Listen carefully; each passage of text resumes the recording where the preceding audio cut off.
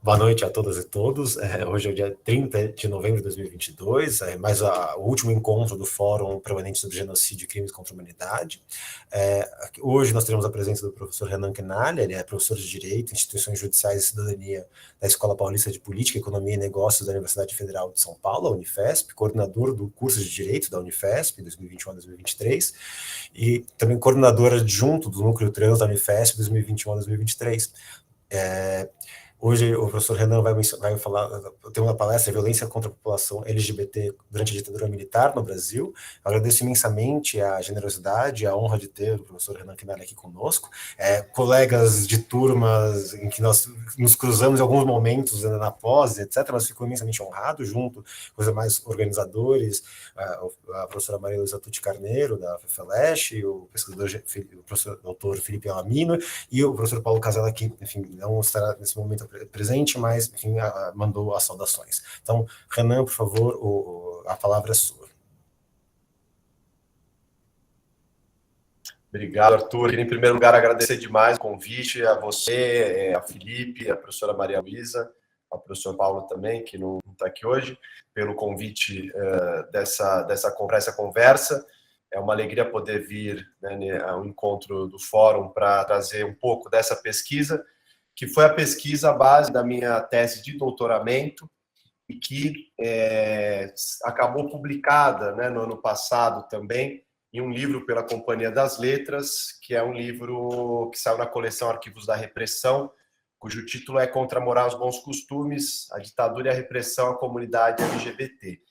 Então, minha ideia vai ser trazer aqui nessa fala inicial um voo panorâmico, né, sobre o conteúdo desse livro, dessa pesquisa, sistematizando algumas das informações, das fontes que eu pude compilar em relação a essa temática. Meu foco vai ser uma pesquisa que eu vim fazendo desde a época da Comissão da Verdade, que eu trabalhei na assessoria também da Comissão da Verdade em São Paulo, depois a Comissão Nacional da Verdade também, justamente com esse recorte, que é um recorte que não era tão evidente e tão discutido também, que era da questão da diversidade sexual e de gênero durante o regime autoritário que governou o Brasil de 1964 a 1988. A gente tem aí uma série de variações, evidentemente que não dá tempo de entrar aqui, né, em todos diferentes períodos aí, enfim, nesse período mais amplo, deslocamentos que aconteceram também, mas a minha ideia vai ser explorar, né, e exemplificar aqui algumas desses fenômenos que aconteceram durante a ditadura civil-militar de 64, com esse foco na população LGBT. Eu vou compartilhar a apresentação aqui, que tem algumas imagens que ilustram um pouco a nossa conversa.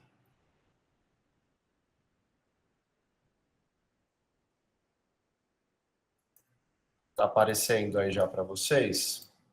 Sim. Maravilha.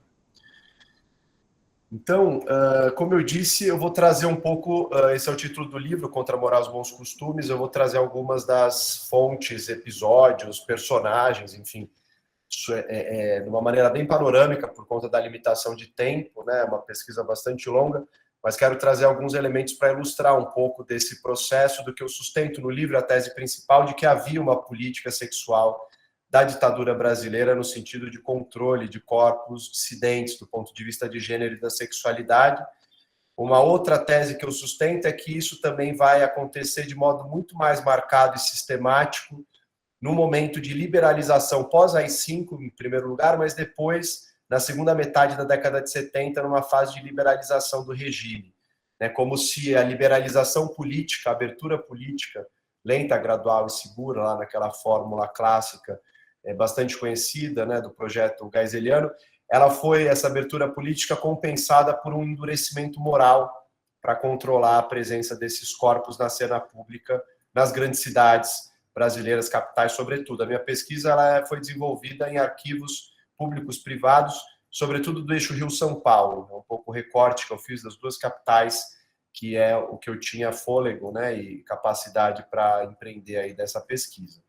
Mas se a gente observa desse ponto de vista da diversidade sexual e de gênero, a gente vê que o Brasil já vinha, né, desde a década de 50, de 60, a gente vai identificando um processo nas grandes cidades brasileiras, nas capitais, né, e aqui nomeadamente, como eu disse, São Paulo e Rio de Janeiro, a gente já vai identificando vários focos importantes do que a gente poderia denominar aí de guetos, né, dessa população LGBT. Evidentemente que antes de existir essa sigla, essa sopa de letrinhas, a sopa de letrinhas, ela vai se consolidar aí depois dos anos 2000 só. Estou usando aqui, né, de uma maneira um tanto anacrônica, até para essa sigla de hoje, para o passado ali, mas com essa ressalva de que estou identificando pessoas que estão em desacordo com as normas padrão de gênero, de sexualidade, quando me refiro a essa sigla. Então, a gente já tinha aí alguns guetos sendo formados, né, pequenas regiões aí, em geral, de pedaços mais das zonas centrais das cidades, áreas tidas como mais degradadas, em que não havia uma presença, né, tão intensa ali da vida familiar tradicional, né, enfim, estava em outras regiões, as cidades vão ficando tanto abandonadas dos seus centros urbanos, e essa população vai ocupando alguma dessas áreas em alguns bares, boates, né, alguns lugares que vão surgindo. Desde a década de 50, 60, a gente vai identificando, né, vários estudos vão mostrando já a concentração desse público, fazendo uma série de iniciativas culturais, de encontros, enfim, de dinâmicas já comunitárias aí se formando, né? Como esse baile das bonecas, que eram eventos bastante presentes da época do carnaval, mas que também extrapolavam os dias de carnaval, né? E aconteceu durante todo o ano, como concursos, né, de Miss Travesti, de Miss Gay, enfim, uma série de festas que aconteciam, em que essa população podia, ainda que em espaços guetificados, né, portanto, de confinamento, também podiam ter uma certa realização dos seus desejos, uma certa margem de liberdade bastante significativa. Isso, há vários registros históricos, né? Essa foto é do começo da década de 60, num desses bailes de carnaval, desse que estava na imagem anterior, né? Então, se nota que havia uma presença, né, predominantemente de um público masculino, né, nessas festas, muitas pessoas que se montavam, né, e colocavam as fantasias, essas performances do que a gente hoje chama de fenômeno drag, né, enfim, era bastante presente, algo que tinha, né, tradicionalmente, há vários estudos que mostram nos carnavais que isso sempre aconteceu, desde os bailes dos enxutos, etc., mas a gente também nota que isso acontecia, bailes de fantasia nesse sentido, que eram espaços de vivência importante para a comunidade LGBT durante todo o ano. Em paralelo, também havia... Deixa eu só tirar isso aqui. Em paralelo, também havia, né, nas grandes cidades, aí a formação de núcleos de pessoas que se agregavam. No caso do Rio de Janeiro, em particular, a praia era uma dessas regiões bastante significativa, né? Então, jovens homossexuais que estavam se dirigindo de cidades menores, de vários lugares do país, para o Rio de Janeiro e para São Paulo, né, num processo de êxodo e de migração bastante característico dessa segunda metade do século XX, em alguns outros lugares até desde a primeira, em que essa população LGBT ela sai de lugares mais de interior, né, de pedaços, cidades menores, para se dirigir a cidades maiores, onde justamente já estava havendo a concentração e uma margem de liberdade importante aí na formação desses guetos das grandes cidades. Isso é o que aconteceu nas grandes cidades capitais europeias, isso é o que aconteceu nos Estados Unidos também, na costa leste com Nova York, na costa oeste com São Francisco. Aqui no Brasil não foi diferente. Essa população saía de cidades menores e buscava essa liberdade aí, ou essas vivências em bares e boates e determinadas zonas em que era possível ter uma relativa liberdade no Rio de Janeiro e em São Paulo. Há estudos que mostram, né, etnografias desses jovens aí que estavam vindo, né, e convivendo e de alguma maneira já explicitando seus desejos, inclusive editando certas publicações, né? Essa daí são fotos de um jornal, enfim, mais de um, né? O Gay Society é um deles, o Darling é o outro. A gente teve vários desses pequenos jornais mimeografados, feitos à mão, né? Aí desenhados, que circulavam dentro dessas pequenas comunidades, mostram uma influência também aí, né, da língua inglesa bastante forte. A gente está falando aí em novembro de 68, uma desses jornais. O outro também é de 68. A gente está falando um pouquinho antes de Stonewall, que é um fenômeno importante que vai acontecer justamente em Nova York, né, em junho de 1969, uma revolta em um bar que vai se tornar um episódio icônico para o movimento LGBT no mundo todo. Aqui a gente está falando ainda anteriormente, né, já tem essa dinâmica de uma comunidade, pequenas publicações, que em geral tinham mais um conteúdo de colunismo social, de divulgação de festas, de bailes, né? Enfim, uma certa sociabilidade cultural muito marcada nessas publicações. Mas, apesar de tudo isso acontecendo, né, enfim, um clima de certa efusão, de ampliação dessas liberdades sexuais que estava se concretizando nas grandes cidades, né? Então, é curioso ver que a gente vem desde a década de 50, de 60, não dá para aprofundar aqui, né? Mas o que eu quero mostrar é que havia um clima importante, né, de maior abertura, de maior tolerância, de maior liberdade que estava se construindo, né? Ainda que com repressão evidente, mas de maneira consistente nas grandes cidades, nas capitais, e a gente tem um processo que vai acontecer, né, também concomitante, em certa medida, como uma reação a essas mudanças que estavam acontecendo, né, que é a instauração da ditadura civil-militar a partir de um golpe em 1964. As marchas da família com Deus pela liberdade já davam um lema, né, um tanto, digamos, do ponto de vista moral e religioso, né, do como essa agenda era central para esse projeto autoritário. Não era uma dimensão lateral ou menor, né, da ditadura. Há muitas vezes essa visão, né, e é um pouco a visão com a qual eu dialogo no meu trabalho, essa visão de que a ditadura teria sido branda no Brasil, né, do ponto de vista moral, a história da ditadura branda ou das variações em torno dessa formulação de que é uma ditadura que, do ponto de vista moral, ela foi bastante branda, porque afinal ela conviveu com uma contracultura bastante pulsante, né? E o meu argumento central é que é menos por conta da ditadura, e apesar dela, que essa contracultura pulsante consegue ainda dar sinais ali de vitalidade, porque esse é um processo que já vinha desde a década de 50 e de 60, né, sobretudo, e que a ditadura vai tentar justamente interromper esse ciclo e fazer retroagir essas mudanças aí. Então, essas manifestações religiosas, naquele momento do golpe, foram centrais, né? O discurso religioso, apoio da Igreja Católica também, há vários estudos importantes mostrando, né, a composição, não só militar, mas civil também, de setores que patrocinaram economicamente, politicamente, o golpe de 64, e a gente vai ter um processo bastante marcado de endurecimento, né, nesses períodos, ou nesses anos iniciais da própria ditadura, com tensionamento, resistências da sociedade civil, que restou dela também organizada, e uma escalada na repressão e no autoritarismo de Estado, e ainda assim a gente vai ter, né, de maneira bastante interessante, esse fenômeno de tentativas ainda, né, de manifestações, tematizando a questão dos direitos das mulheres, né, também questionando fronteiras rígidas. Aí tem uma foto do Caetano Veloso, né, na Tropicália, ou outros grupos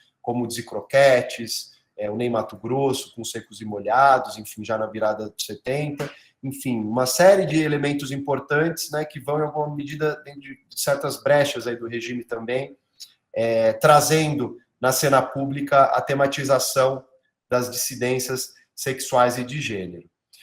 A passeata dos 100 mil vai ser um momento importante, né, dessa resistência, em 68, em junho de 68, mas também vai marcar aí um processo de maior tensionamento e de polarização que vai acabar culminando com a edição do ato institucional, a outorga do ato institucional número 5, que vai caçar uma série de liberdades públicas, de direitos individuais, inclusive habeas corpus, e que vai colocar, portanto, né, o regime em uma nova fase de maior repressão e controle, isso também do ponto de vista do gênero e da sexualidade.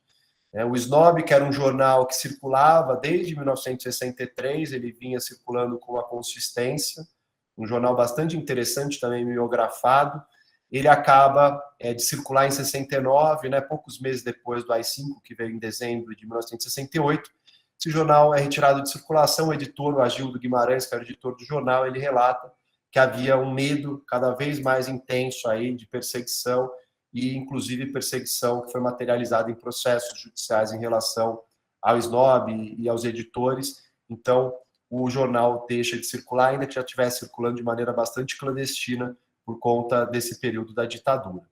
Além disso, outros desses festivais, né, inclusive em São Paulo e no Rio de Janeiro, os teatros municipais tinham bailes dos enxutos, né, ou variações desses bailes de fantasias, e vão ser proibidos no começo da década de 70, né, sofrendo uma repressão policial também cada vez mais direta, cada vez mais marcada. Tudo isso vai mostrando, né, nessa virada dos 60 para os 70, né, que esse processo de abertura, né, de maior liberdade que estava se construindo, se criando, ele vai sofrer um revés importante a partir do golpe de 1964 e do regime político que vai se instaurar a partir daí. É evidente, vale destacar, que eu não estou sustentando no meu trabalho que a ditadura de 1964 ela inaugura o preconceito e a discriminação contra pessoas LGBTs no Brasil.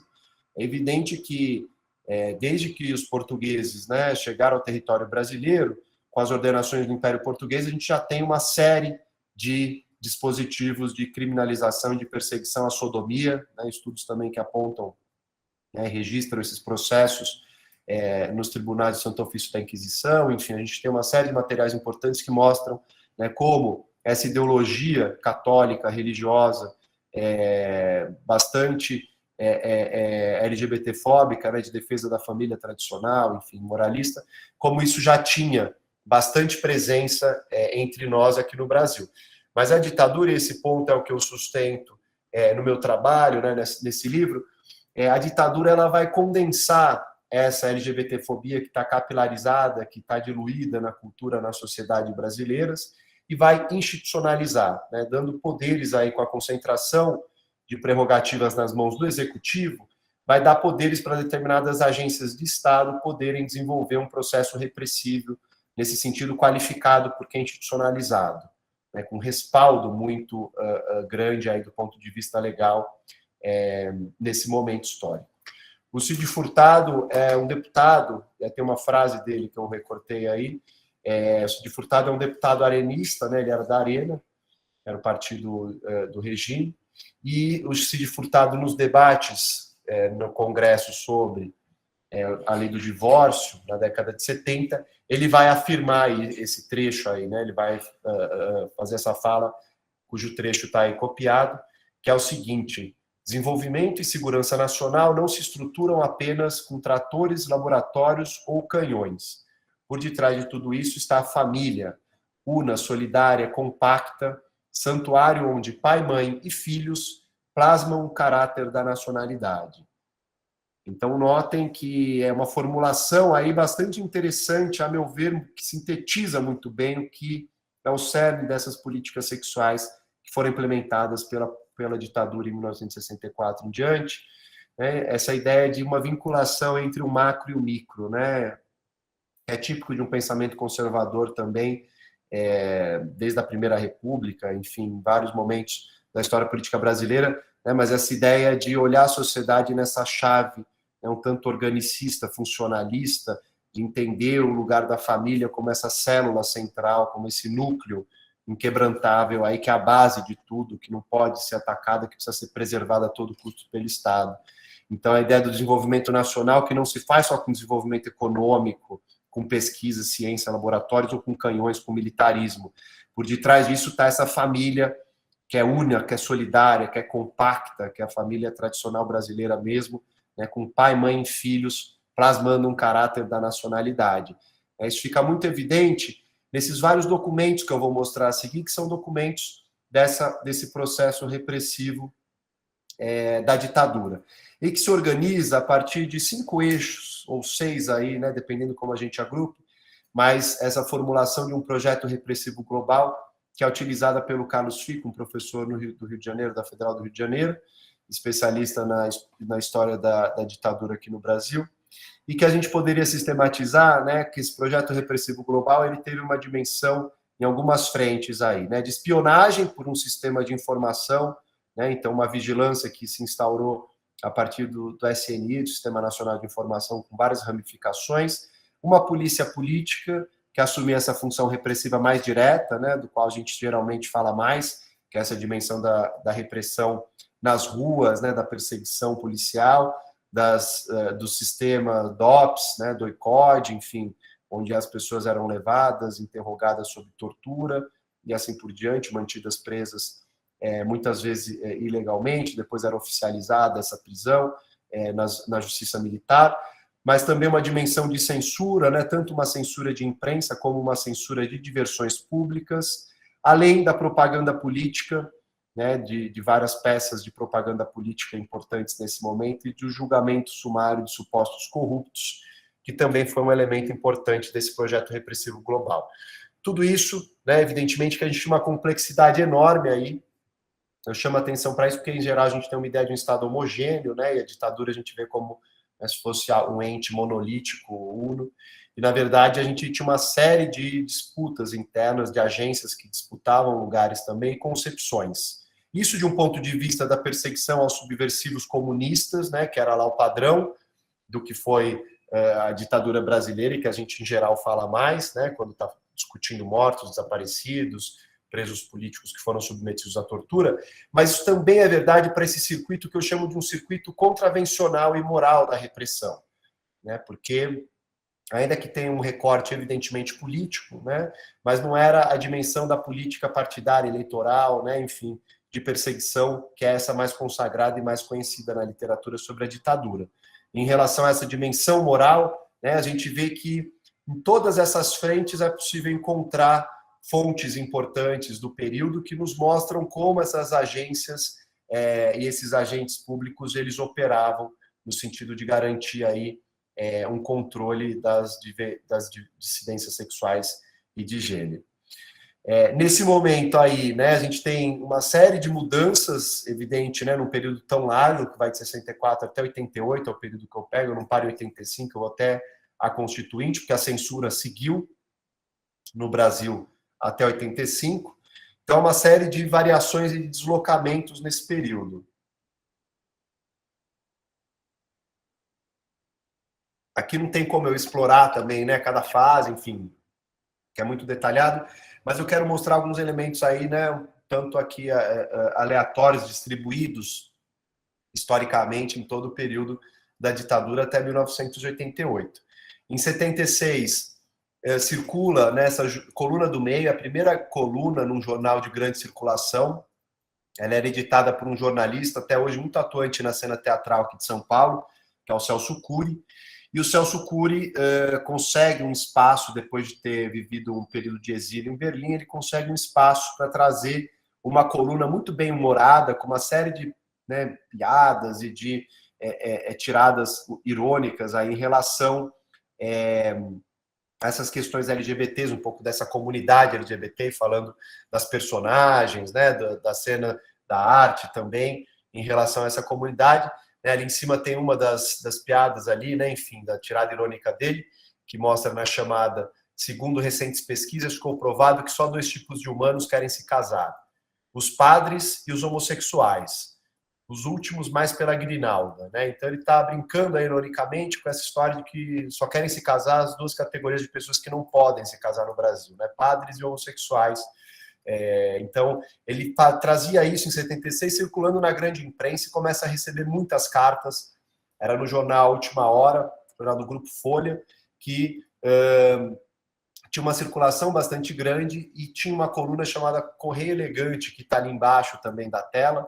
Era uma fase em que não havia tecnologias para encontro entre as pessoas, né, aplicativos, etc. As pessoas estavam se encontrando por carta enviadas para o jornal, com fotos. E essas cartas eram a maior parte, né, da comunicação ali que o jornal recebia com o seu público leitor era justamente dessa coluna do Celso Cury. Né? Mensagens como essa, que estão aí do lado esquerdo, no recorte que eu fiz de uma das sessões de Correio Elegante, que as pessoas se apresentavam, né? Sou loiro, olhos azuis, 1,70 de altura, 65 quilos, 33 anos, inteligente, culto, desinibido, rico, adoro festas e outros babados. Desejaria corresponder-me com adolescentes morenos, bronzeados, olhos verdes, bonitos, inteligentes. Não precisam ser cultos para a simples amizade ou futuro compromisso. Fotos de corpo inteiro na primeira carta. Dondoca da Zona Sul. Enfim, as pessoas tinham pseudônimos, usavam, mandavam essas cartas, se encontravam, colocavam em conexão várias pessoas. Isso, evidentemente, que dura pouco, né? Depois de alguns meses circulando, ele já vai sofrer a ação repressiva com base na lei de imprensa da época, de 1967, por violar a moral e os bons costumes. numa entrevista que ele dá ao jornal Lampião da Esquina, no número 0 do jornal, que é um jornal que circulou durante 78 até 1981, que é um jornal que teve uma importância bastante grande, né, nesse período na imprensa alternativa, também no conjunto de várias outras publicações que estavam acontecendo. Ele vai ser a capa desse jornal número 0, falando justamente sobre essa perseguição judicial que ele está sofrendo. E aí ele diz na entrevista para o João Silvério Trevisan, que é um escritor que era um dos editores do jornal, ele diz: quando me perguntam pelo movimento homossexual no Brasil, respondo que ele não existe. Existe uma movimentação homossexual da boate para o táxi, do táxi para a sauna. No Brasil, nem movimento de manicure é possível. Né? De uma maneira irônica, também ele está dizendo: olha, não tem espaço, não tem condições, não tem liberdade suficiente para nenhum tipo de movimentação coletiva, de luta coletiva, de organização de um movimento social no Brasil, nesse contexto aí. Uma série de outras censuras também e perseguições aconteceram nesse período. A Cassandra Rios é uma escritora lésbica que teve 36 livros censurados nesse período da ditadura, ainda que um pouco antes ela já tivesse tido alguns livros também na década de 50, né, mas concentrado sobretudo nesse período da ditadura, e ela já escrevia com alguns pseudônimos, né, o próprio Cassandra já era um pseudônimo, o nome dela era Odete, ela começa a adotar outros pseudônimos para ver se consegue passar, né, e ela escrevia basicamente sobre uma sexualidade feminina, mas também de lesbiandade, né, e esses livros foram proibidos de circular, foram extremamente perseguidos pela censura. Inclusive porque a gente tinha, ao lado do AI-5, em 68, da Lei de Imprensa e da Constituição de 67, né, a gente teve um decreto-lei 1077 de 70, que fazem parte aí de um tripé regulatório da censura no Brasil, e que vai ser bastante utilizado. Esse decreto é conhecido como aquele decreto também da censura prévia, né, que vai, eu coloquei os considerandos do decreto, que mostram como esse discurso moralista está bastante presente, né, de proteger a instituição da família, para preservar valores éticos, assegurar a formação sadia e digna da mocidade, né? Fala de publicações obscenas, canais que estão executando programas contrários à moral, aos bons costumes, enfim, todas essas formulações, publicações que estimulam licença, ensinam amor livre e ameaçam destruir os valores morais da sociedade brasileira. E aí, esse último, considerando que é interessante, que o emprego desses meios de comunicação obedece a um plano subversivo que põe em risco a segurança nacional. Essa ideia de que havia uma instrumentalização dessas iniciativas aí, né, da discussão sobre a homossexualidade, sobre erotismo, pornografia, com o intuito de atacar a própria base do regime. Uma ideia de que o movimento comunista internacional estaria se aproveitando desses dispositivos, né, instrumentalizando essas discussões para corromper a juventude e atacar a sociedade ocidental, capitalista, católica e assim por diante.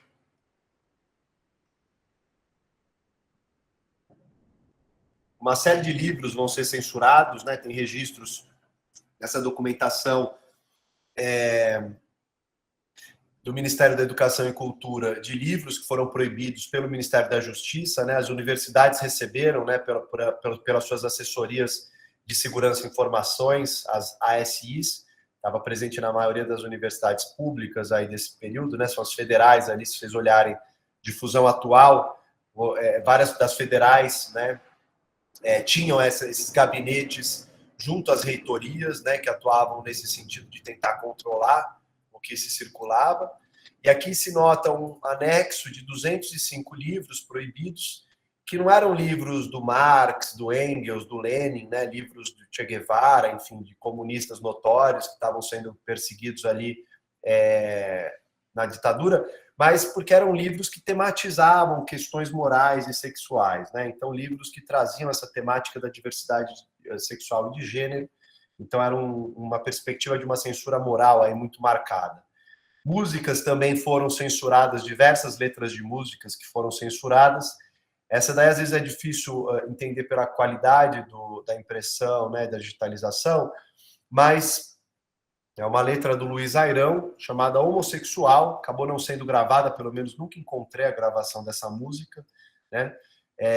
Mas ela diz nada erótica, nada apelativa, pornográfica, ela diz de né, de um jeito triste, uma revolta que existe, uma incompreensão do mundo que não perdoa e que rindo só magoa, sem saber se é para rir ou não. E vai falando de um jovem que tem um rosto bem traçado, que poderia ser amado por qualquer mulher, mas ele tem um mundo que o mundo não quer, homossexual, a sociedade tem que entender, né? Não precisa aplaudir, mas também não tem que crucificar, reprimir, tal.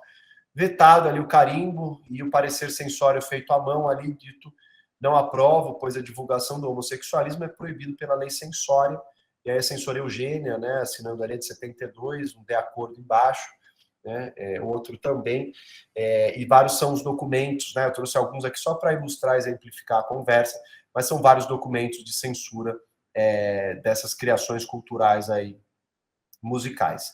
Esse outro também é uma versão de Get Back, do Gilberto Gil e da Rita Lee, que fizeram dessa música conhecida dos Beatles, né, que diz ali, Jojo era um cara que pensava que era, mas sabia que era não, saiu de Pelotas, foi atrás da era, trepadeira de verão.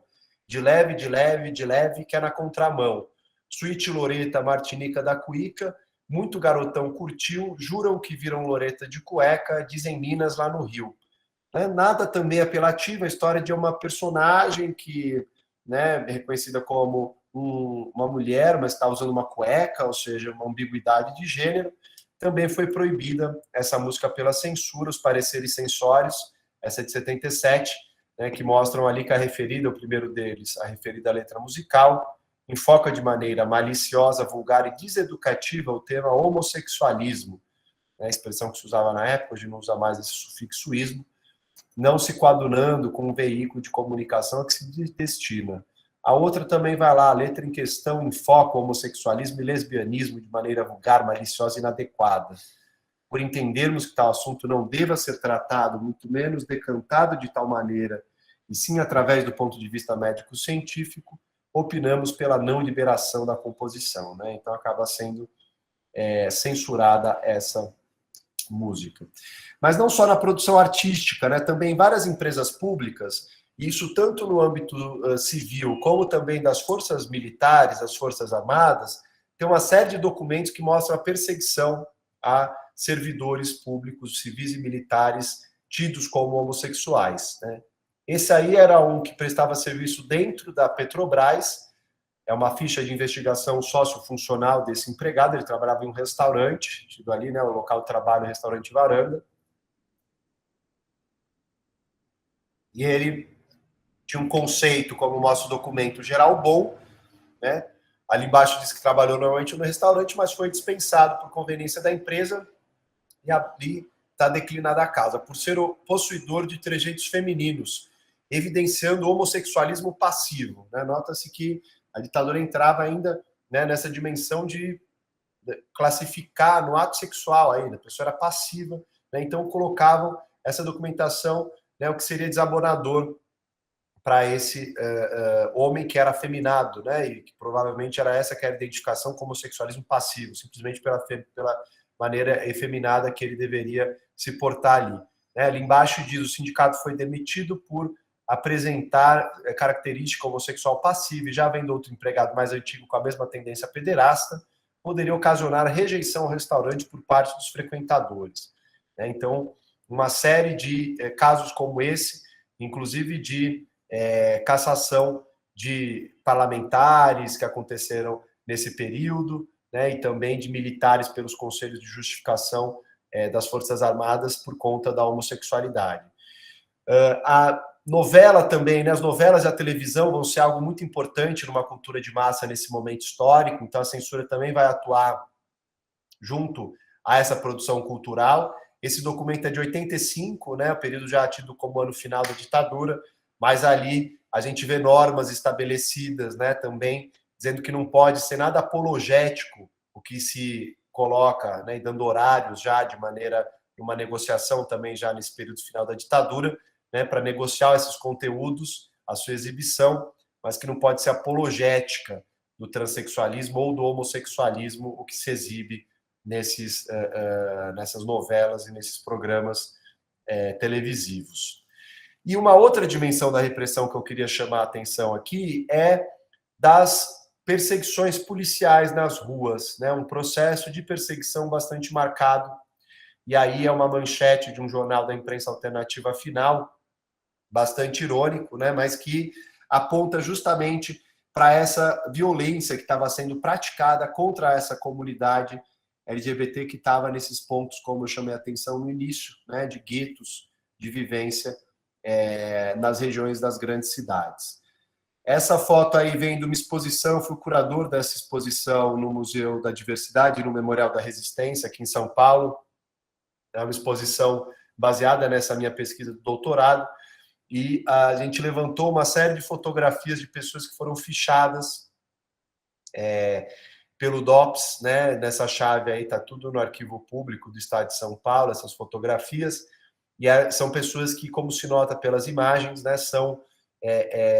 tem uma ambiguidade de gênero aí, né? Poderíamos chamar de pessoas hoje travestis, trans, enfim, não dá para classificar só pela fotografia, mas são pessoas que desorganizam um pouco desses padrões binários de gênero aí, né? Então, muitas dessas pessoas eram presas simplesmente pelo fato de estarem nesses locais sem carteira de trabalho assinada, enfim, estarem montadas, né, enfim, com perucas ou com maquiagem, sendo homens, e isso tudo era o suficiente para prisão, tortura em muitos casos, né, manutenção de uma prisão arbitrária por diversos dias, torturas, extorsões, são diversos relatos de violações de direitos humanos que eram praticados pelos agentes policiais nessas operações.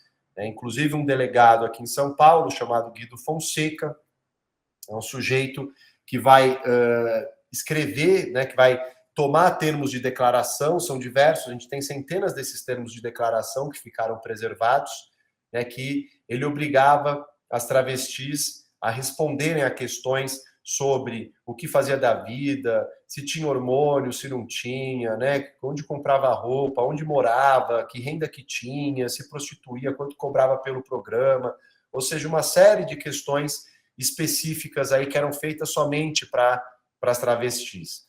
A gente teve uma norma da Secretaria de Segurança Pública aqui no estado de São Paulo que estabelecia que as travestis eram a única categoria de cidadãos que era obrigada a ter uma fotografia com uma ficha, com esse termo de declaração na delegacia ali. Então, você tinha fichas dessas pessoas que eram feitas, sobretudo no 3º e no 4º distritos policiais, na região da Rua Aurora e da Marquês de Tu, né, que era uma região que pegava justamente a região da Boca do Lixo e da Boca do Luxo, em São Paulo, que é essa região que se estende desde a Praça da República, da Consolação, um pouco para cima, até a Luz, né, e que era a região de concentração dessa população. O Guido Fonseca vai chegar a ganhar prêmios internacionais, né, no Instituto César Lombroso, por exemplo, de criminologia, a partir desses estudos criminológicos que ele conduziu, né, sem nenhum tipo de consentimento dessas pessoas, mas ele conduzia, né, a partir dessas repressões aí, dessas violências, estudos criminológicos, né, como os da fotografia, enfim, ele tirava fotos, escrevia artigos que ganharam prêmio nesses institutos numa carreira paralela que ele tinha também como pesquisador. Uma série de outras operações foram feitas, né? Essa é uma manchete do jornal Estado de São Paulo, ali no meio da página, dizendo que a polícia já tem plano conjunto contra travestis, é de abril de 1980, que mostra uma coordenação da Polícia Civil com a Polícia Militar para uma série de operações que vão se intensificar nesse período, em 1980.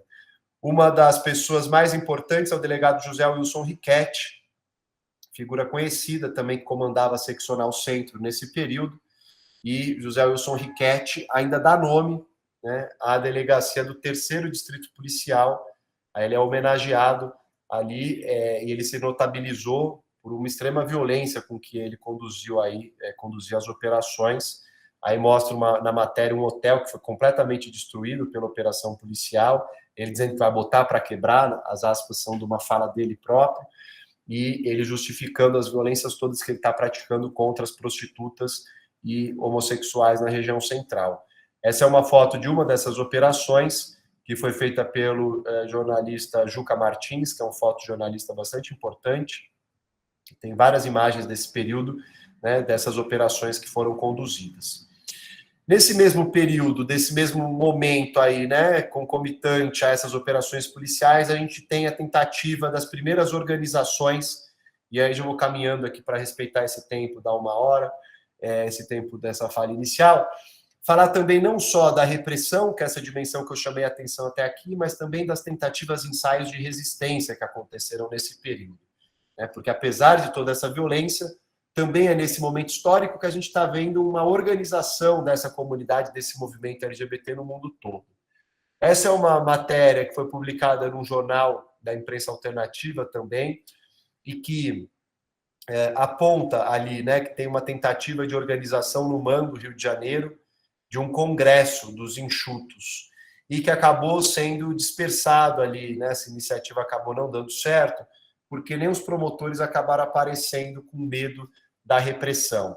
Né? Então, o jornalista ali disse que tinha mais policial do que manifestantes, porque as pessoas viam a polícia ali, chegavam, acabavam dispersando, porque tinham receio, né, do que pudesse acontecer. Então, nota-se que mesmo já nesse período final da ditadura, que é esse período, né, desde 73, 74, em que esse projeto de abertura e de liberalização são colocados em prática, a gente nota que havia um receio muito grande ainda das pessoas existirem. Mas a imprensa alternativa começava a ter publicações importantes, né? Esse Jornal dos Entendidos era um jornal que começou a circular em 77, a gente teve matérias, inclusive na grande imprensa, como essa capa bastante importante do final de 77, da Isto É. Então, ao mesmo tempo que o Celso Cury estava lá com a coluna do meio que eu mencionei, né, sofrendo perseguição com base na lei da imprensa, outros veículos também começavam a tematizar isso.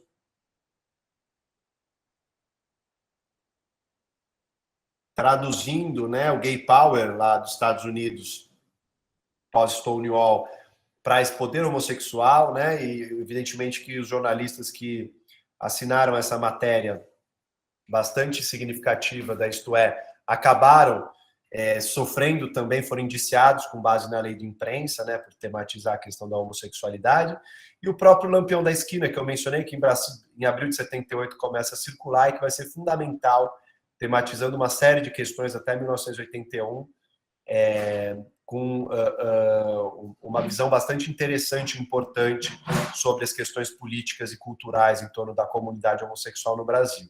Nesse mesmo período de 78, né, em abril tem o Lampião, em maio, o João Silvério Trevisan, que eu já mencionei aqui, que era jornalista também no Lampião da Esquina, vai fundar o primeiro grupo do movimento organizado no Brasil, da comunidade LGBT+, que era o chamado Núcleo de Ação pelos Direitos dos Homossexuais. Tinha esse nome grande aí, que depois vai acabar adotando o nome de Grupo Somos. O Trevisan relata, né, as dificuldades de se organizar, as pessoas não tinham a sua sexualidade assumidas nem para si próprias ainda, né, era uma dificuldade sobre o que era a identidade homossexual, o processo de saída do armário, a repressão familiar, né, o contexto político ainda também de bastante receio. Então, era um grupo que funcionava muito mais como um grupo de identificação, né, que era bastante típico já na comunidade LGBT dos Estados Unidos, das pessoas chegarem, né, e assumirem um pouco da sua sexualidade, né, falar da sua vida privada, e ali criar laços. Então, era um lugar onde as pessoas também buscavam uma sociabilidade, né, não era exatamente como a gente pensa hoje, de um grupo de militância que já tinha uma ação pública, fazia ato na rua, enfim, lutas institucionais, não era essa formatação ainda dessas iniciativas políticas.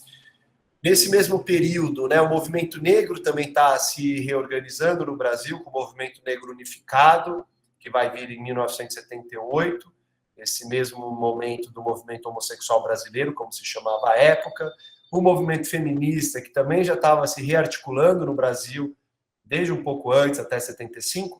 Então, nota-se que nesse processo de liberalização, a gente tem uma série de movimentos que vão reocupando a cena pública brasileira, e que vão trazendo certas demandas que também estavam tanto negligenciadas, mesmo no campo de oposição à ditadura, né, os setores progressistas antes da ditadura de 64.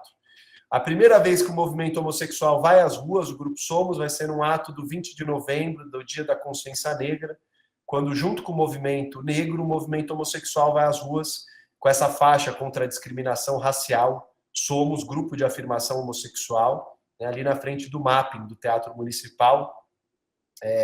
vai ter um ato público importante ali, né, e vai ser o palco das primeiras manifestações desse movimento homossexual brasileiro.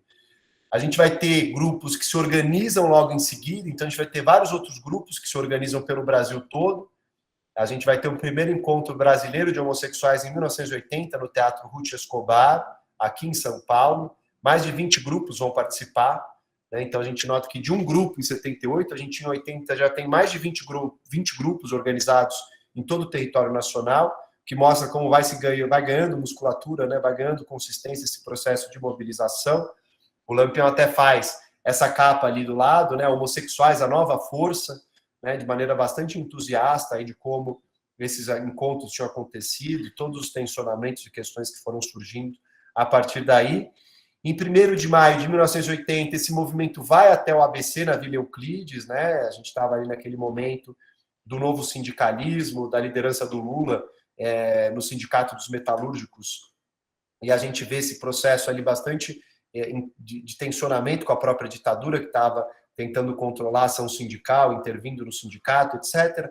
E em 1º de maio de 80, nesse grande ato que foi feito na Vila Euclides, os homossexuais foram com essa faixa, né, contra a discriminação do trabalhadora homossexual, e um relato de muito receio, né, de chegar no meio do movimento sindical, né, que é muito machista, enfim, muito homofóbico, mas o relato é de que foram muito bem recebidos ali, né, levaram essa faixa enorme e acabaram somando a essa manifestação em 1º de maio de 1980. E as denúncias de violência que foram também muito marcadas e que vão culminar com o primeiro ato convocado pelo movimento LGBT, poderia ser a primeira parada do orgulho LGBT, né, que aconteceu em São Paulo por conta dessa violência empreendida pelo delegado Riquetti, né, que vai intensificar essas rondas repressivas. A OAB vai se manifestar criticando também as iniciativas do Riquetti, o Conselho Paulista da OAB, né, na época presidido pelo advogado Mário Sérgio Duarte Garcia, que depois esteve envolvido também com a Comissão da Verdade da OAB. A gente vê esse processo de organização de um ato público bastante interessante aí. Isso eu recuperei do arquivo da Unicamp, né, do Edgar Lenhoff, que tem um acervo interessantíssimo ali também sobre o movimento homossexual brasileiro. E ali tem essa convocatória, né, essa filipeta de uma convocatória do ato público, de o 13 de junho de 1980, na frente do Teatro Municipal, uma manifestação ali contra essas violências policiais. Então, muito curioso notar como a violência policial acabou catalisando também a organização desse ato, que vai acontecer em 13 de junho de 1980. Essas são algumas fotografias, né? Aparecem ali já libertem os travestis, o correto é usar no feminino, né?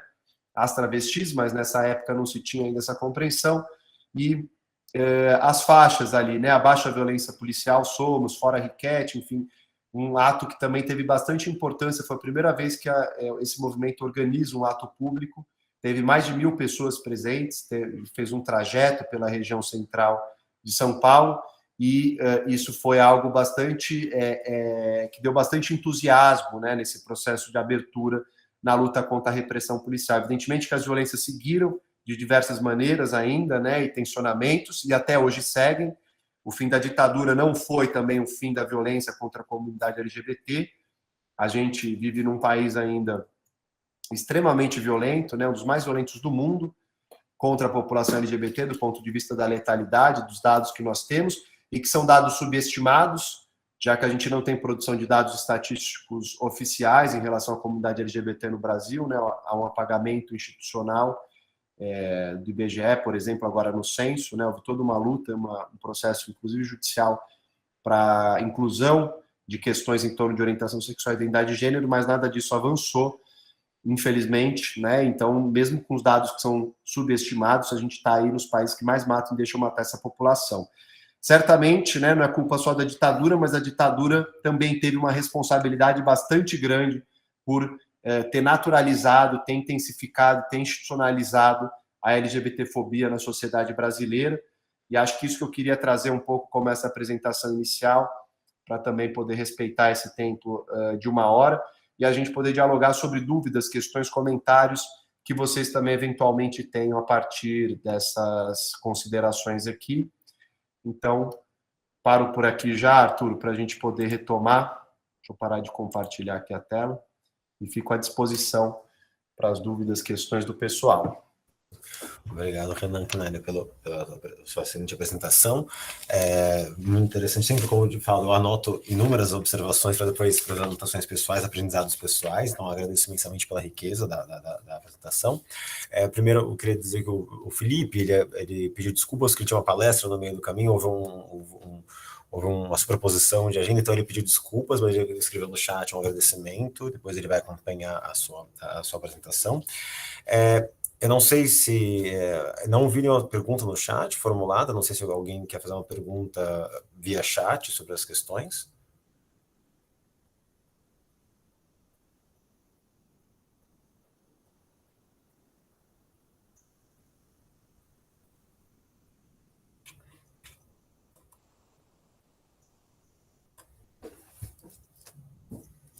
Mais algum momento para ver se alguém escreve. A professora Maria Luísa Tucci, por favor. Aproveitar para quebrar o silêncio, viu, Renan? A gente, quando dá palestra, fica sempre esperando qual é a primeira pergunta, né? Então... pessoal com vergonha ainda, né, de quebrar o silêncio. Pois é. Então, assim, eu vou fazer a segunda pergunta. Então, eu deixo a primeira em aberto.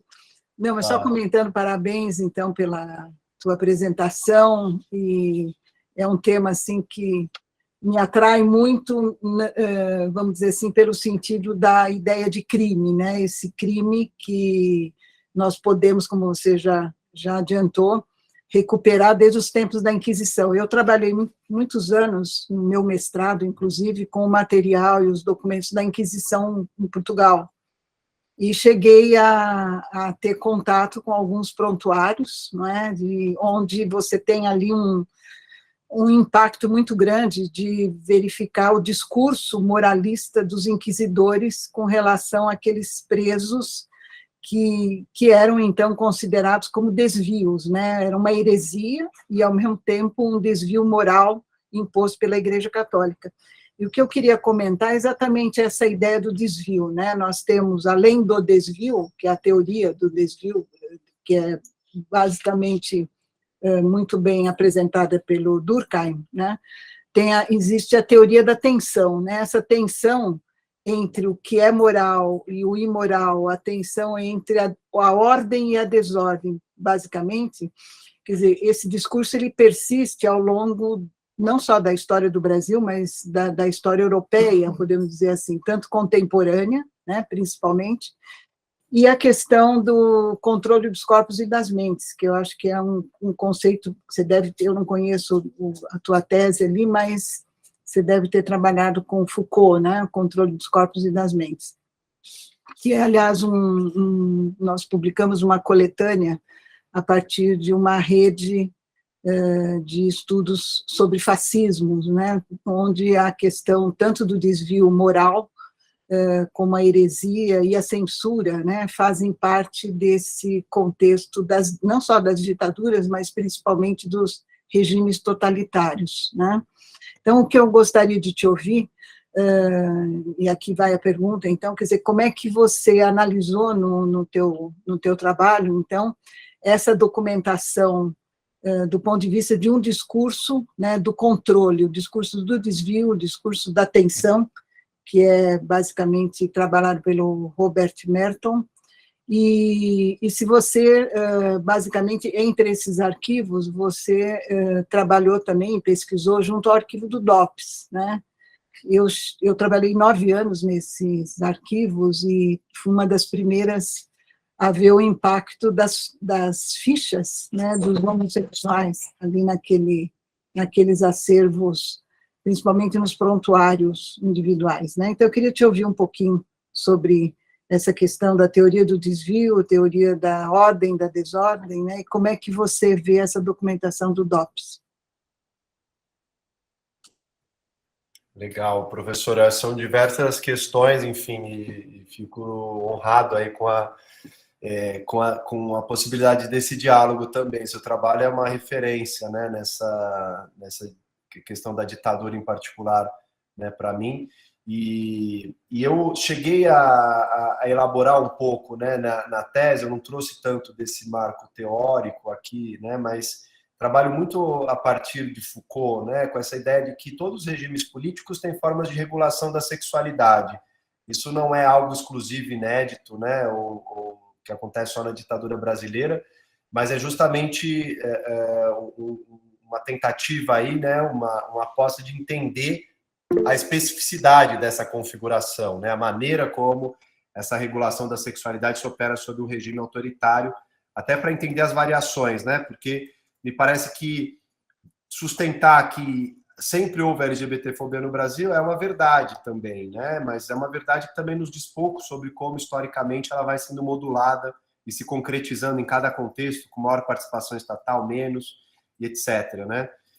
Então, eu trabalho a partir dessa referência, eu identifico nesses arquivos com que eu trabalhei duas grandes posturas, né? Uma delas, que está sobretudo concentrada no sistema de informação, que é uma visão que cola o desvio moral mais na questão da subversão política, né? Então, essa ideia de que o MCI, o Movimento Comunista Internacional, está instrumentalizando, né, uma juventude ingênua, inocente, para poder atacar os fundamentos da família, da nação e assim por diante, né? Então, uma visão que, de alguma maneira, menos religiosa e moralista e mais política, no sentido estrito, e que está muito presente nesse sistema de informação, né? Que é essa preocupação mais geral com a manutenção do regime, né? Enfim, e conseguir botar, né, em curso essa repressão.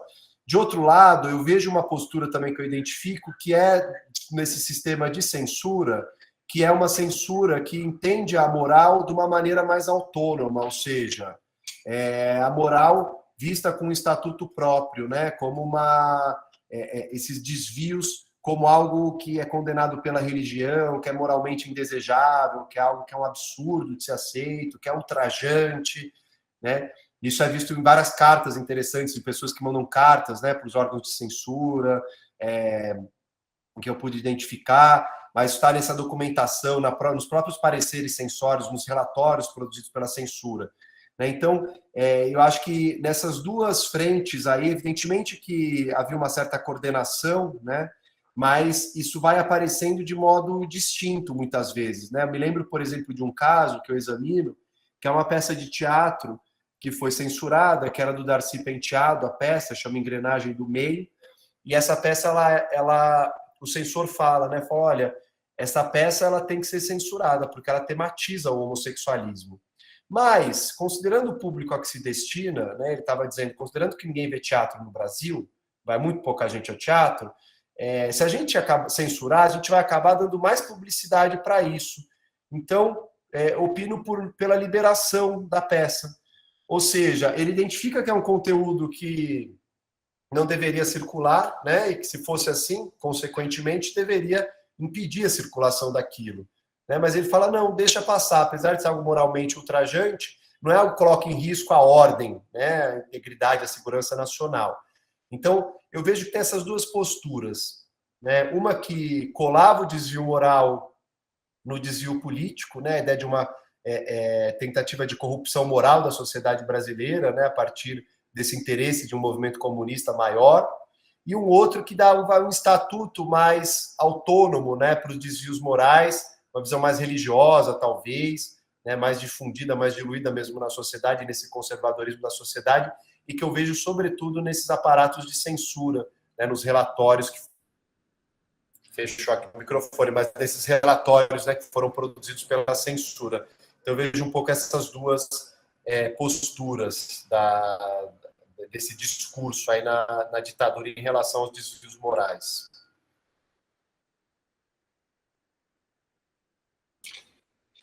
Obrigada, Renan. E uma hora dessa a gente continua conversando, porque temos também alguns eventos no LEER que trabalha com a questão da discriminação, do racismo. Então, desde já, sinta-se convidado para 2023, né, para participar, não apenas aqui no fórum, mas também junto aos projetos que estarão em andamento no laboratório. Muito obrigada, viu? Muito rica a tua palestra. Obrigado. Obrigado, professor Maria Luísa Tucci. Acho o público está um pouco ainda, talvez, tímido para perguntar. Na verdade, uma curiosidade, Renan, assim, na linha do seu comentário, porque nas fotos que você tirou dos seus documentos, é uma dúvida, curiosidade do processo, né, de investigação. Eu vi que você comentou, você mencionou, relatou essa justificativa sobre as letras, né? Então, lei censória justifica... Enfim, é uma dúvida de quem não vê os arquivos e quem não trabalha muito com arquivos, né? Então, é a dúvida minha. Como que você viu as justificativas de censura de letras, de músicas, enfim, elas, quando foi nesses documentos à mão, uma dúvida bem, parece até pueril, né? Elas se esgotavam porque pelo documento que você coloca, eles simplesmente reproduzem alguns elementos das leis que justificam a censura. Então, você vê, por exemplo, mencionou, olha, isso deve ser censurado porque ele advoga maliciosamente e de uma outra maneira, maliciosamente e, enfim, com outros termos, o homossexualismo, ou, né, o termo do período. As justificativas eram basicamente uma reprodução das hipóteses legais, assim, uma dúvida bem curiosa. Assim, as justificativas, havia uma discussão entre conteúdo e norma, ou simplesmente era alguma coisa muito burocratizada, simples, sintética, poucas linhas de justificativa de censura para questões morais? Enfim, uma dúvida, curiosidade mesmo. Não, acho que não é nada pueril, não, Arthur, a tua dúvida. Assim, é uma das questões mais interessantes de notar do modo de operar da censura e dos censores no Brasil, né? A gente teve uma carreira de censores organizadas aí, né? Enfim, pessoas faziam um concurso público para censor e ali elas acabavam se distribuindo em várias temáticas, tinha uma separação funcional ali. Vale dizer que é um aparato de censura que não é criado pela ditadura, né? Ele vem anteriormente, desde lá do fim do 19, você já tem experiências de censura no campo teatral, etc. Mas na Era Vargas, né, a gente tem um decreto importante, logo pós ali Era Vargas, que vai sistematizar um pouco desse aparato da censura, que é um decreto de 46, e a ditadura vai ressignificar muito desse decreto e vai aportar novos elementos aí, né, regulatórios, desde os atos institucionais, que davam certo respaldo, até decretos-lei, como que eu mencionei, mais lei de imprensa, né, enfim, uma série de dispositivos que foram sendo mobilizados pela censura. Agora, o curioso a notar é que não era uma aplicação literal, porque a homossexualidade ela não era criminalizada no Brasil, como era, né, nesse período referido pela professora Maria Luísa Tucci, em que a gente tinha, né, nas ordenações do Império, de fato, né, ainda que com direito canônico, toda aquela história, mas a gente tinha uma criminalização expressa. Com o Código de 1830 no Brasil, a gente já não tem mais, né, depois do período da independência, uma criminalização expressa e direta da homossexualidade. Então, o que a gente vê é que os censores mobilizavam, né, certas fórmulas, e por isso o título do livro é Contra a Moral e os Bons Costumes, que era uma fórmula vaga, abstrata, muito genérica, que era utilizada, né, para essas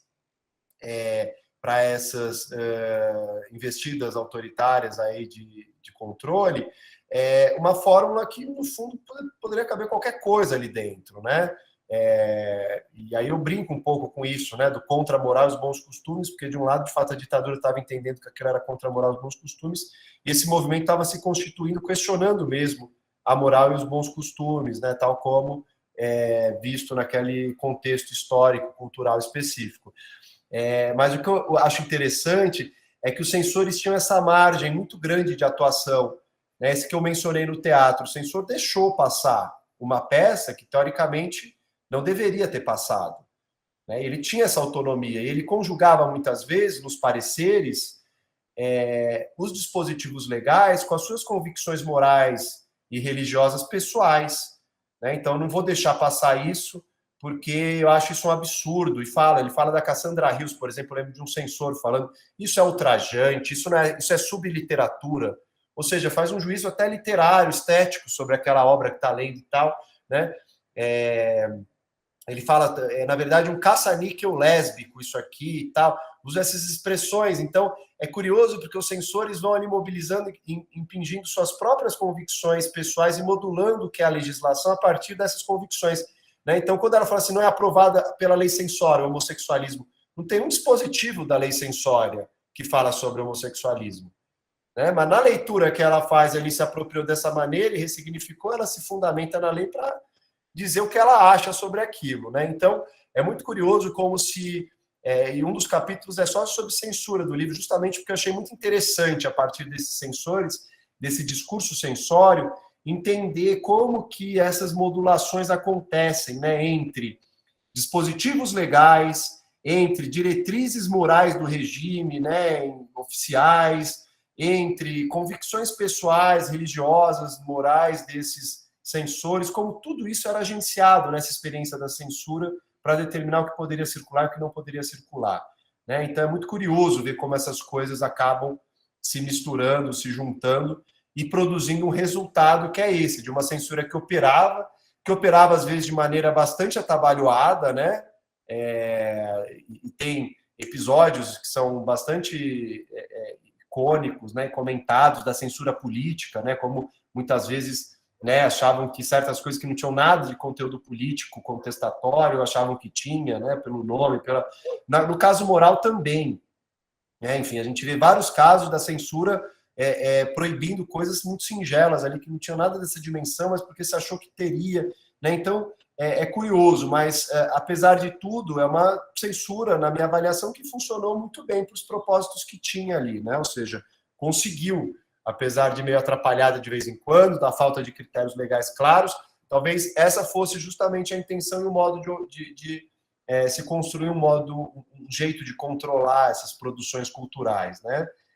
A partir dessa zona de indistinção entre o que é a legalidade, o que é a regra expressa, né? O que é a convicção moral e religiosa, que funcionava de termômetro também do censor, que recebia as cartas das pessoas, então modulava com a própria sociedade a censura moral, né? Então, diferentemente da censura política, que tinha um custo muito grande, e a ditadura vai tendo que ceder em relação a esse custo, a censura moral ela sempre teve um respaldo muito grande da população brasileira. Né? Tem até um texto do Carlos Fico, desse professor que eu já mencionei aqui, que chama Prezada Censura, né? Que ele examina muitas dessas cartas que são enviadas ali para a censura. Então é curioso notar como essa censura moral teve um respaldo também muito grande da população brasileira nesse período, né? Portanto, é um formato, um modo de funcionar esse aparato de censura muito interessante. O direito parece ser o fator dos menos importantes nesse conjunto todo de variáveis, né, que nos ajudam a entender a atuação da censura nesse período. Obrigado, Renan. Não, a pergunta era exatamente nesse sentido, porque eu vi rapidamente os documentos que você mencionou, então, né, não olhei, mas é interessante perceber exatamente nisso que você coloca, que eu achei isso interessante. Não é exatamente uma proibição legal, nada, não é alguma coisa diretamente explícita, mas uma projeção do administrador público, pensando aqui em direito administrativo bem clássico, de maleabilidade ou de manipulação, para ser uma coisa mais direta, do conteúdo a partir de convicções morais que, a princípio, não diretamente estão relacionados de fato. A lei não estava diretamente voltada a combater a população LGBT. Então, é uma transformação dos sentidos da lei, o que eu acho, enfim, interessante no que você trouxe, na sua análise, no seu comentário. Enfim, é isso, só um esclarecimento. Obrigado. Deixa eu complementar a fala aqui do Arthur. Eu acho importante lembrar, não é, que esse discurso, ele basicamente vai estar fundamentado não apenas no conceito da discriminação, quer dizer, no desvio de uma ordem instituída, não é? Mas tem ainda uma persistência muito forte das normas impostas e dos valores, principalmente os valores culturais e morais impostos pela Igreja Católica, né? Então, isso vem a público, principalmente durante a ditadura militar, que é o momento, né, efetivo de uma repressão aos corpos e às mentes, porque você está diante de um crime político, é tratado como um crime político e ao mesmo tempo, um crime contra a moral e os bons costumes, né? E eu me recordo muito bem na documentação e nas fichas do DOPS, aqueles relatórios que você, inclusive, apresenta os testemunhos, né, os depoimentos, vamos dizer assim, são muito ricos para uma análise de discurso também, né? Você encontra ali essa construção que tanto o censor como o policial ele faz com relação àquele que ele considera que é o criminoso, entre aspas, vamos dizer assim, né? Seja um criminoso político por suas ideias ou aquele por comportamento, né? Um comportamento imoral. E muitas investidas também dessa polícia política ia contra aqueles que desviavam-se, vamos dizer, dos padrões, por exemplo, da economia, né? No caso de corrupção, então também eram julgados por essa polícia política. É muito interessante como eles vão fazendo uma construção. Então era imoral, né? Você, por exemplo, aumentar o preço do pãozinho num determinado momento da história da ditadura. Quer dizer, então, como que os argumentos vão sendo pensados no cotidiano, e também com relação às prostitutas, né? Nós temos aqui quer dizer, dá para você fazer um paralelo, né, também a figura da prostituta e também da prostituição, né, enquanto um fundamento aqui. Então, não precisava tanto, no caso da ditadura, ter a lei para se apoiar, quer dizer, eles construíam, né, a partir dos seus manuais. Eu não sei se você chegou a ver, mas existiam os manuais orientando os policiais como se comportar diante de algumas situações, né? Então, essas figuras, vamos dizer assim, que são construídas a partir do padrão do desvio da norma, né, é muito interessante, e também para verificar como é que vai havendo uma alteração do discurso, né, ordenador, e a partir hoje, né, de um discurso que valoriza a diversidade. Então, quando você falou, olha, aqui os travestis, não, deveriam ser as travestis, né? Como é que hoje a gente tem noção dessa dimensão graças a esse movimento dos LGBT+, e aí todos os outros, né? Então, é muito interessante, e acho que depois até se te interessar, apresentar nós estamos organizando agora uma coletânea sobre os discursos de ódio, né? Então, eu acho muito interessante a recuperação desse discurso contra esse grupo determinado, né? E os argumentos que são usados por uma polícia política, que vai julgar questões de moral e costumes, né? E, ao mesmo tempo, a história da censura. Eu acho que é riquíssimo, né? Tem aquela coletânea, você deve conhecer, das minorias silenciadas, publicadas pela EDUSP, onde nós temos vários artigos sobre a questão da censura e aos desvios, né? Então, é isso que eu gostaria de complementar a colocação, então, do Arthur, né, e agradecer mais uma vez pela tua fala aqui. Legal, professor. Essa coletânea eu super usei no trabalho também, enfim. Então, e acho que tem várias conexões aí, diálogos possíveis, e com a disposição para a gente, em outros momentos, também dialogar e colaborar em outros eventos, outros projetos também. Prazer. Ótimo. Depois eu te mando um e-mail, então a gente volta a conversar. Bom, muito obrigada pela tua participação no fórum, né, e agradeço também aqui em nome dos nossos colegas, o Felipe e o professor Paulo, né, por outros compromissos não puderam estar presentes. Eu passo a palavra agora para o Arthur, que é o nosso anfitrião hoje. Obrigado, professora Maria Luísa. Bom, eu acho... não sei se algum membro do público gostaria de fazer alguma última intervenção, algum comentário. Acho que aparentemente não. Então, eu gostaria de agradecer imensamente mais uma vez a presença sua, do Renan, em nome junto com a professora Maria Luísa Tucci, os demais organizadores.